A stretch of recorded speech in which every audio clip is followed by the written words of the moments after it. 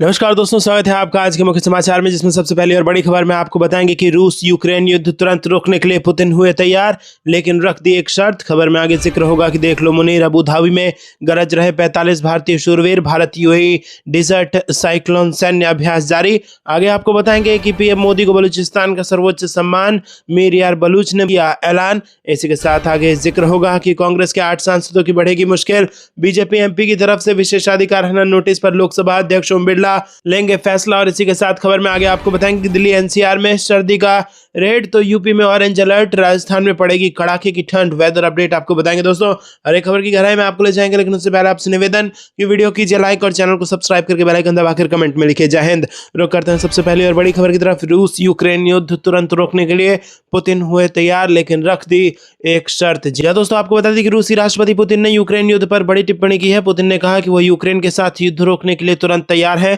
हालांकि उन्होंने इसके लिए एक बड़ी शर्त रख दी है। पुतिन ने कहा कि अगर उन्हें सुरक्षा की गारंटी दी जाए तो वो यूक्रेन से युद्ध रोकने को तैयार है।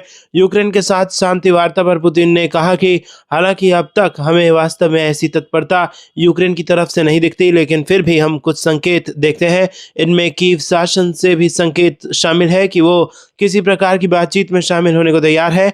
मैं केवल इतना ही कहना चाहता हूं कि हम हमेशा यही कहते रहे हैं, हम इस संघर्ष को शांतिपूर्ण ढंग से समाप्त करने के लिए तैयार हैं और इच्छुक भी हैं। इस दौरान पुतिन ने डोनाल्ड ट्रंप द्वारा किए जा रहे शांति प्रयासों पर भी बात की। उन्होंने कहा कि राष्ट्रपति ट्रंप इस संघर्ष को खत्म करने के लिए बेहद गंभीरता से प्रयास कर रहे हैं। इस दौरान उन्होंने राष्ट्रपति ट्रंप के साथ मुलाकात का भी जिक्र किया। उन्होंने कहा कि एंकरेज में हमने राष्ट्रपति ट्रंप के प्रस्तावों पर सहमति जताई और व्यवहारिक रूप से उन्हें मान लिया। इसीलिए ये कहना कि हम किसी भी चीज को अस्वीकार कर रहे हैं पूरी तरह से गलत है, इसका कोई आधार नहीं है। मॉस्को में प्रारंभिक बैठकों में हुए हमें कुछ प्रस्ताव दिए गए और हमसे कुछ समझौते करने को कहा गया। जब मैं एंकरेज पहुंचा, मैंने कहा कि ये हमारे लिए आसान निर्णय नहीं होंगे। रुक करते हैं अगली ब्रेकिंग न्यूज की तरफ। देख लो मुनीर, अबू धाबी में गरज रहे 45 भारतीय शूरवीर, भारत यूएई डिजर्ट साइक्लोन सैन्य अभ्यास जारी। जी दोस्तों, आपको बता दें कि भारत और संयुक्त अरब अमीरात के बीच दूसरा संयुक्त सैन्य अभ्यास डिजर्ट साइक्लोन 2 गुरुवार से अबू धाबी में शुरू हो गया। दोनों सेनाओं के बीच यह अभ्यास 18 से 30 दिसंबर तक चलेगा और इस अभ्यास में भारतीय सेना के 45 जवान हिस्सा ले रहे हैं, जो मुख्य रूप से मैकेनाइज्ड इन्फेंट्री रेजिमेंट के हैं। वहीं यूएई की ओर से 53 मैकेनाइज्ड इन्फेंट्री बटालियन के जवान शामिल हैं। लगभग 2 हफ्ते तक चलने वाले इस अभ्यास के दौरान दोनों देशों के सैनिक निर्मित क्षेत्रों में युद्ध अभ्यास करेंगे।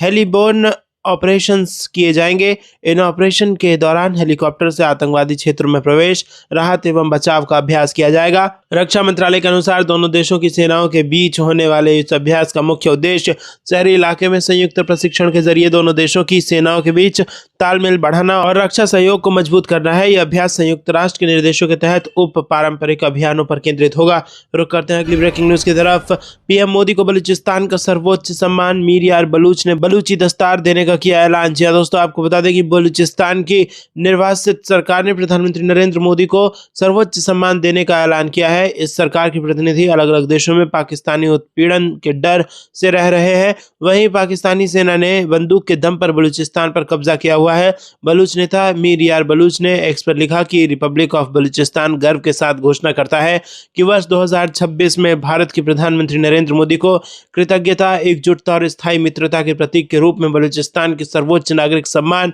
बलूची दस्तार से सम्मानित किया जाएगा। मीर यार बलूच ने एक प्रेस रिलीज भी जारी की है। इसमें लिखा है कि रिपब्लिक ऑफ बलूचिस्तान को यह घोषणा करते हुए प्रसन्नता हो रही है कि वर्ष 2026 में भारत तथा भारतीय भाइयों बहनों के साथ हमारी सदियों पुरानी मित्रता, भाईचारे और पारस्परिक सम्मान के संबंधों को और अधिक मनाने व उजागर करने तथा जन से जन संपर्क को विस्तार देने के उद्देश्य से हम निकट भविष्य में अपने प्रतिनिधियों के माध्यम से भारत के प्रधानमंत्री नरेंद्र मोदी को बलूचिस्तान का सर्वोच्च नागरिक पुरस्कार बलूची दस्तार प्रदान करने की योजना बना रहे हैं। रुक करते हैं अगली ब्रेकिंग न्यूज की तरफ। कांग्रेस के 8 सांसदों की बढ़ेगी मुश्किल, बीजेपी एमपी की तरफ से विशेषाधिकार हनन नोटिस पर लोकसभा अध्यक्ष ओम बिरला लेंगे फैसला। जी दोस्तों, बीजेपी सांसद निशिकांत दुबे ने 8 कांग्रेस सदस्यों पर लोकसभा में गुरुवार को बीवी जी राम जी विधेयक पर चर्चा के दौरान विशेषाधिकार हनन और सदन की अवमानना करने का आरोप लगाते हुए एक नोटिस दिया है और समझा जाता है कि लोकसभा अध्यक्ष ओम बिरला इस पर विचार कर रहे हैं। सदन के नियमों का हवाला देते हुए दुबे ने बृहस्पतिवार को 8 कांग्रेस सांसदों के अपमानजनक और अशोभनीय व्यवहार के लिए विशेषाधिकार हनन और सदन की अवमानना का नोटिस दिया। दुबे ने अपने नोटिस में Hibi Eden, Dean Kuriakose, S Murasoli, K Gopinath, Shashikant Senthil, Shafi Parambil, S Venkatesan और ज्योतिमणि का नाम लिया है। अधिकारियों ने बताया कि लोकसभा अध्यक्ष नोटिस की जांच कर रहे हैं। रुक करते हैं अगली ब्रेकिंग न्यूज की तरफ। दिल्ली एनसीआर में सर्दी का रेड तो यूपी में ऑरेंज अलर्ट। राजस्थान में पड़ेगी कड़ाके की ठंड। Weather update. जी हाँ दोस्तों, आपको बता दें कि हड्डी कपा देने वाली ठंड पड़ने लगी है। देश की राजधानी दिल्ली का न्यूनतम तापमान घटकर 7 डिग्री सेल्सियस पर पहुंच गया है और बाइक या साइकिल चलाते समय कानों में लगने वाली तेज हवा से लोग परेशान होने लगे हैं। दिल्ली के लोगों को तो कोहरे का प्रकोप भी झेलना पड़ रहा है। सुबह शाम हालात ऐसे हो जाते हैं कि 100 मीटर दूर देख पाना भी मुश्किल हो जाता है। सिर्फ देश की राजधानी ही नहीं बल्कि उत्तर प्रदेश, बिहार, मध्य प्रदेश, उत्तराखंड, पंजाब, हरियाणा, राजस्थान सहित ज़्यादातर मैदानी राज्यों में सर्दी ने लोगों की कपकपी छुटा दी है। आपको आपके राज्य या शहर का हाल बताते हैं कि वहाँ सर्दी कैसी रहने वाली है। दोस्तों, मौसम विभाग के मुताबिक दिल्ली में घना कोहरा छाएगा। पंजाब, हरियाणा से बिहार तक धुंध की मोटी चादर नजर आएगी। कुल मिलाकर उत्तर भारत में विजिबिलिटी बेहद कम होगी। दिल्ली के लिए तो मौसम विभाग ने रेड अलर्ट जारी कर दिया है। सड़क, रेल और हवाई यातायात प्रभावित होने की चेतावनी दी गई है। आईएमडी के अधिकारी ने बताया कि पंजाब, हरियाणा, दिल्ली, उत्तर प्रदेश, उत्तराखंड, उत्तर पूर्वी मध्य प्रदेश और बिहार में कोहरे के चलते लोगों को सावधानी बरतनी चाहिए। आईएमडी ने बताया कि पश्चिमी विक्षोभ के कारण जम्मू कश्मीर, लद्दाख, हिमाचल प्रदेश और उत्तराखंड में 20-22 दिसंबर के दौरान हल्की बारिश और बर्फबारी हो सकती है। 21 दिसंबर को कुछ इलाकों में भारी बारिश, बर्फबारी की भी आशंका जताई गई है। अगले 2 दिनों में उत्तर प्रदेश और उत्तराखंड के कुछ हिस्सों में शीतलहर और भीषण ठंड पड़ने की संभावना है। मैदानों में सबसे कम न्यूनतम तापमान इंदौर में 4.5 डिग्री सेल्सियस तक पहुंच गया है। रुक करते हैं अगली ब्रेकिंग न्यूज की तरफ। सदन में तैयारी के साथ आए मंत्री विधायक। सीएम योगी बोले एसआईआर के मुद्दे पर विपक्ष को देंगे तथ्यपरक जवाब। जी हां दोस्तों, आपको बता दें कि मुख्यमंत्री योगी आदित्यनाथ ने गुरुवार को देर शाम 5 कालिदास मार्ग स्थित अपने सरकारी आवास पर भाजपा सचेतक मंडल के साथ बैठक की। सचेतकों से कहा कि ये कोशिश करें कि पार्टी के सभी विधायक पूरे समय सदन में उपस्थित रहें। मंत्री भी पूरी तैयारी के साथ सदन में पहुंचे। शुक्रवार से शुरू हो रहे विधानमंडल शीतकालीन सत्र को देखते हुए ये बैठक आयोजित की गई थी, जिसमें मुख्यमंत्री ने कहा कि सभी विधायक पूरे समय सदन में उपस्थित रहें। विपक्ष द्वारा सदन में एसआईआर को मुद्दा बनाने का प्रयास किया जाएगा, जिसका तथ्यपरक जवाब सरकार की तरफ से दिया जाएगा। सरकार का पूरा ध्यान सदन को सुचारू रूप से चलाने का होगा। और इस बैठक में संसदीय कार्य मंत्री सुरेश कुमार खन्ना और मुख्य सचेतक राम नरेश अग्निहोत्री सहित अन्य सचेतक उपस्थित हैं। रुक करते हैं अगली ब्रेकिंग न्यूज तरफ। 24 घंटे के अंदर भारत से बाहर निकल जाओ। असम की हेमंत सरकार ने 15 लोगों को दिया अल्टीमेटम। जी हां दोस्तों, आपको बता दें कि असम के नगांव जिले के 15 लोगों को ट्रिब्यूनल ने विदेशी घोषित किया है। ये सभी 1990 से लेकर 2021 तक भारत आए थे। अब इन्हें 1950 के इमिग्रेंट्स एक्ट का इस्तेमाल करते हुए 24 घंटे के अंदर भारत से हटाने का निर्देश दिया गया है। नगांव के पुलिस अधीक्षक स्वप्निल डेका ने बताया कि ये लोग अभी गोलपारा के मटिया में डिटेंशन सेंटर में हैं और उन्हें देश से निकालने की प्रक्रिया शुक्रवार को शुरू की जाएगी। 15 लोगों के खिलाफ आदेश 17 दिसंबर को नगांव के डीसी देवाशीष शर्मा ने जारी किए थे।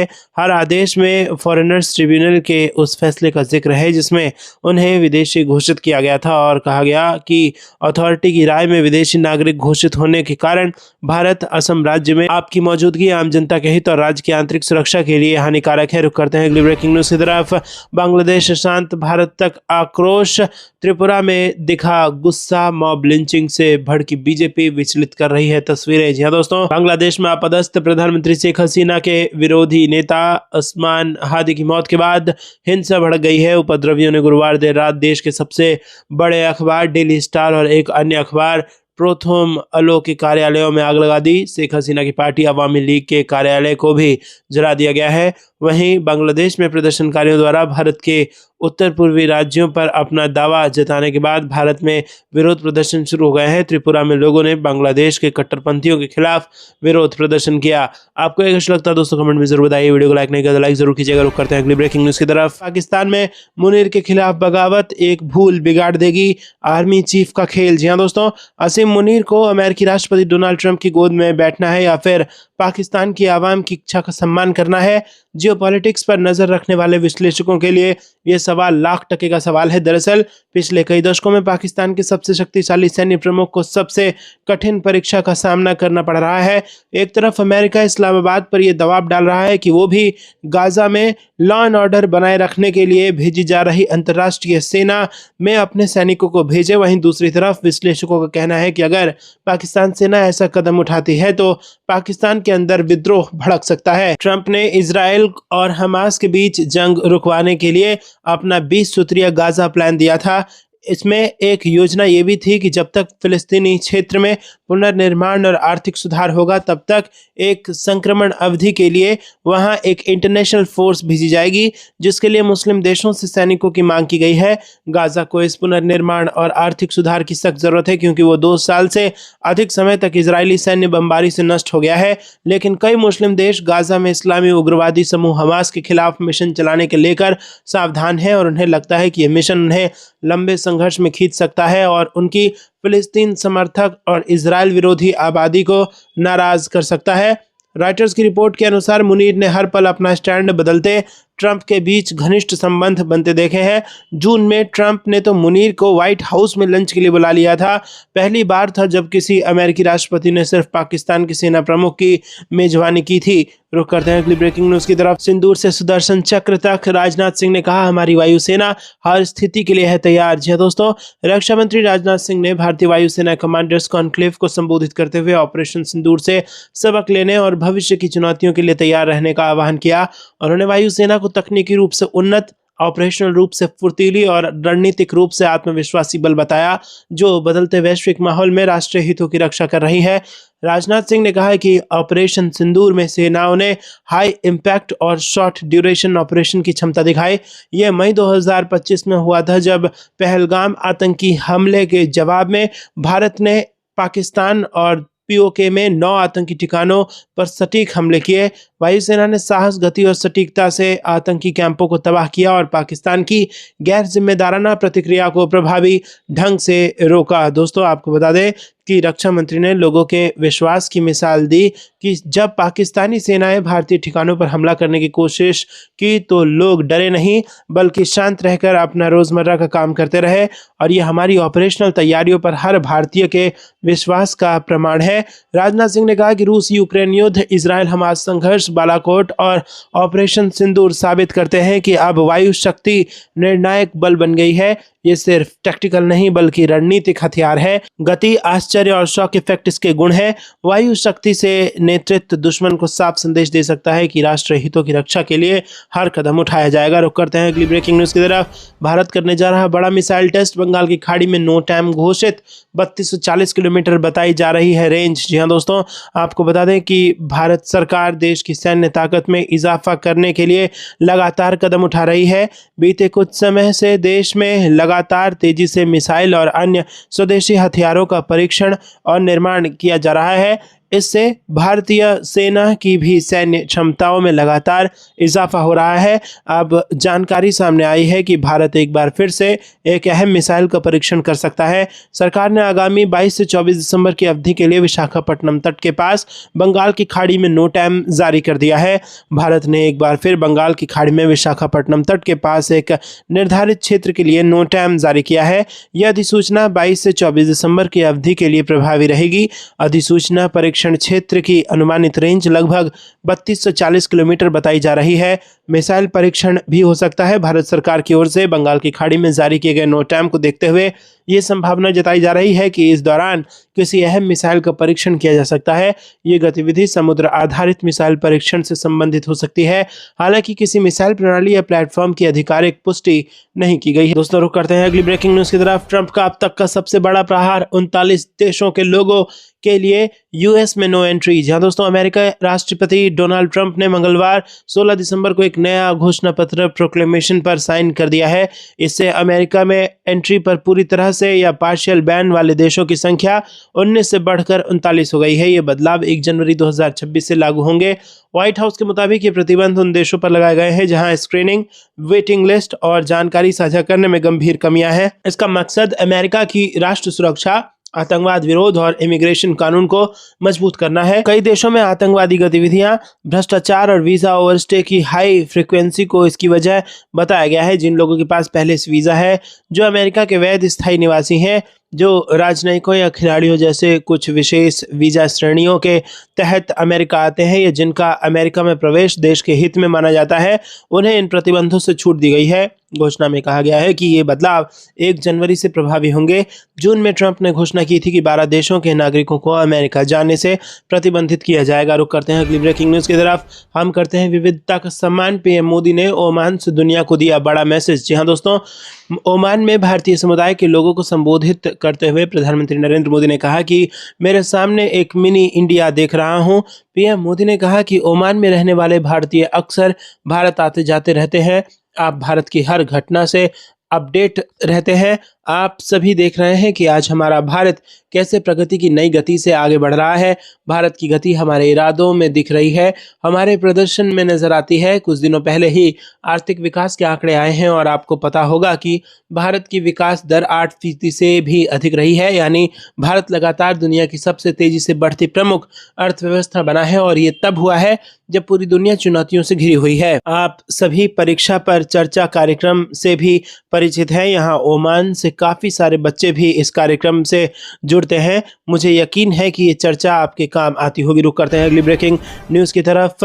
20 दिसंबर को हिमाचल आएंगे अमित शाह। एसएसबी के 62वें स्थापना दिवस में होंगे शामिल। जी हाँ दोस्तों, आपको बता दें कि केंद्रीय गृह मंत्री अमित शाह 20 दिसंबर को हिमाचल प्रदेश के कांगड़ा जिले के अपने एक दिन के दौरे पर सशस्त्र सीमा बल के 62वें स्थापना दिवस कार्यक्रम में शामिल होंगे। इस कार्यक्रम में केंद्रीय मंत्री शाह मुख्य अतिथि के तौर पर शामिल होंगे। जानकारी के अनुसार ये कार्यक्रम कांगड़ा के सपड़ी इलाके में एसएसबी के सेंट्रल ट्रेनिंग सेंटर में मनाया जा रहा है। ये समारोह 20 दिसंबर को सुबह 11:30 पर शुरू होगा, जिसमें एसएसबी की उपलब्धियों, ऑपरेशनल तैयारियों और भारत की सीमाओं की सुरक्षा में उनकी सेवा को दिखाया जाएगा। बल के वरिष्ठ अधिकारी, जवान और अन्य गणमान्य व्यक्ति इस कार्यक्रम में शामिल होने की उम्मीद है। पिछले साल एसएसबी का 61वां स्थापना दिवस समारोह पश्चिम बंगाल के सिलीगुड़ी में हुआ था। तब गृह मंत्री ने इंटीग्रेटेड चेक पॉइंट अगरतला और पेट्रापोल में बीजीएफ के नए बने रिहायशी कॉम्प्लेक्स का उद्घाटन किया था। रुक करते हैं अगली ब्रेकिंग न्यूज की तरफ। डोनाल्ड ट्रंप की नाक के नीचे ब्राजील ने भारत को सौंप दी ब्रिक्स की बादशाहत। अमेरिका तिलमिला गया होगा। जी हाँ दोस्तों, अमेरिकी राष्ट्रपति डोनाल्ड ट्रंप के सख्त तेवर और उनके फैसलों के कारण कई देशों व संस्थाओं पर बढ़ते दबाव के बीच यहाँ पर ब्रिक्स की कमान अब भारत के हाथों में आ गई है। ब्राजील से भारत को ब्रिक्स की अध्यक्षता का हस्तांतरण केवल औपचारिक प्रक्रिया नहीं, बल्कि गहरे प्रतीकवाद से भरा है, खासकर तब जब अमेरिका के एक तरफा फैसले वैश्विक व्यवस्था को झकझोर रहे हैं। 2024 में रूस से मिले स्टील के हथौड़े के बाद ब्राजील ने भारत को अमेजन वर्षा वन की पुनर्चक्रित लकड़ी से बना हथौड़ा सौंपा। ब्राजील के ब्रिक्स शेरपा मॉरिशियस लिरियो के मुताबिक ये प्रतीक सतत विकास और आपसी सहयोग की जड़ों को दर्शाता है। साथ ही भारत की आगामी अध्यक्षता पर विश्वास भी जताता है। ब्रिक्स की अध्यक्षता संभालने के साथ ही भारत ने कई बड़े बदलाव के संकेत दे दिए हैं। भारत आधिकारिक रूप से 1 जनवरी से ब्रिक्स की अध्यक्षता संभालेगा। आपको क्या कुछ लगता है कमेंट में बताइए।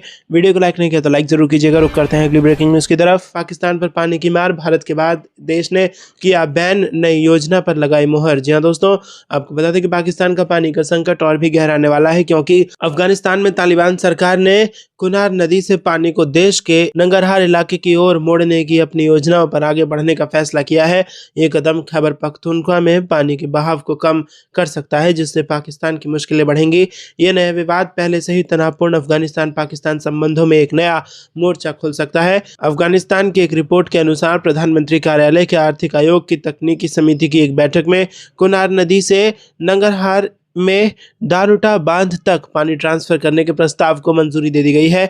एक बार लागू होने के बाद इस प्रोजेक्ट से अफगानिस्तान के नंगरहार में कई कृषि भूमि को प्रभावित करने वाली पानी की कमी को दूर करने की उम्मीद है, लेकिन यह पाकिस्तान के खैबर पख्तूनख्वा में पानी के बहाव को प्रभावित करेगा। रुक करते हैं अगली ब्रेकिंग न्यूज की तरफ। नेतन्याहू से मिलते ही जयशंकर ने किया बड़ा ऐलान, चौंकी दुनिया। जी हाँ दोस्तों, आपको बता दें कि पीएम मोदी मुस्लिम देश के दौरे पर हैं, तो वहीं विदेश मंत्री एस जयशंकर भी यहूदी देश इजराइल की यात्रा पर है।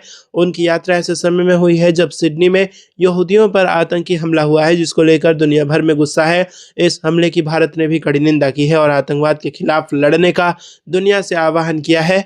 भारत के विदेश मंत्री एस जयशंकर ने इजराइल के प्रधानमंत्री नेतन्याहू से मिलकर सिडनी हमले पर इजराइल के लिए क्या ऐलान किया है कि जिसने जिहादियों के बीच खलबली मचा दी है।